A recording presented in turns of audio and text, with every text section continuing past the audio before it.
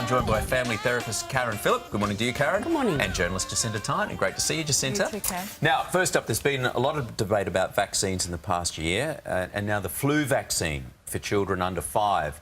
This one is set to come under the microscope after a banned influenza shot left a young boy brain damaged. It's every parent's nightmare. It's a terrible situation.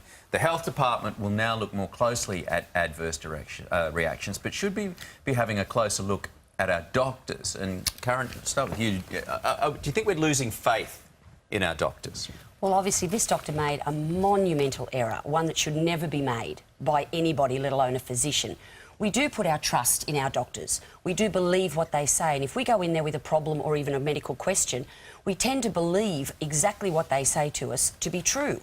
Now, I think there's been a number of cases that have been happening over the years where we maybe should start questioning this and checking up on it ourselves.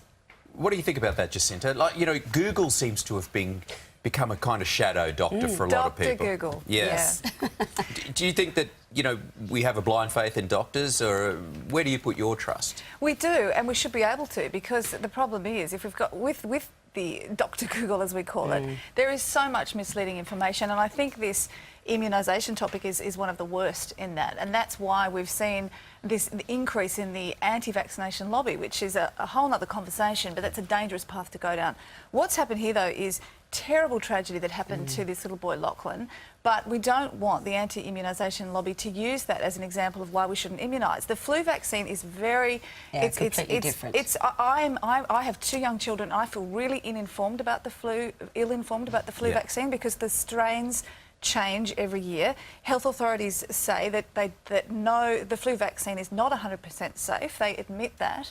And so I think that the flu vaccine should be a choice. You have to decide, weigh it up. And then how do we make the choice? I would not vaccinise a child against the flu. Do you think I agree. I wouldn't. I haven't done it either, because I think, as we're seeing, it's still up in the air. But let's differentiate that with the vaccine for measles, mumps, rubella, etc., the whooping cough. It's a whole different topic. But even there are children who fall through the cracks, and they become that awful statistic that proves, you know, all the doomsayers that there is a risk, and there is a risk. Less chance of anything happening from an immunisation. Oh yeah, but the fact is that the measles, the mumps, diphtheria, polio, they all stay the same. Whereas the flu changes each and every year. Yeah. And I think that's the big difference. Yes. So we certainly will continue to immunise children against all of these diseases that remain stagnant, but the flu, it changes yearly. Every parent knows that moment of horror when they do the jab in one leg and the child looks at you, and then they do the other one. Oh, stop, I'm about to do the 4-year one. You could stop this, Mummy, your daddy. You could stop this. But I'm saving your life, sweetheart. Yeah. Well, and if we don't vaccinate, then we're going to see a comeback of these illnesses. I feel awfully sorry for this particular doctor. Oh.